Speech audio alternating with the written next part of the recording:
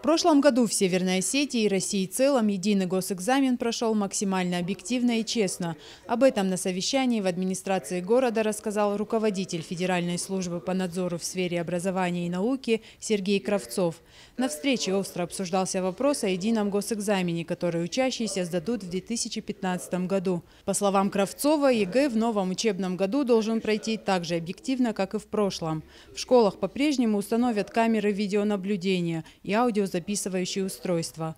Кравцов пытался донести до учителей, что никаких телефонов и шпаргалок у учащихся быть не должно, а об изменениях проведения ЕГЭ можно ознакомиться на сайте Рособорнадзора.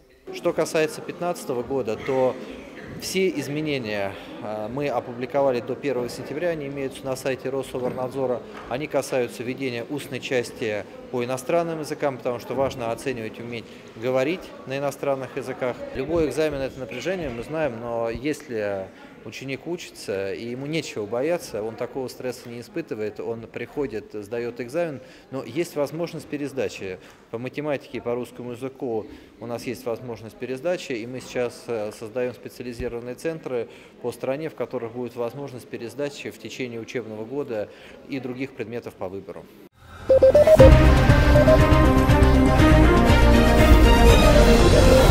Thank you.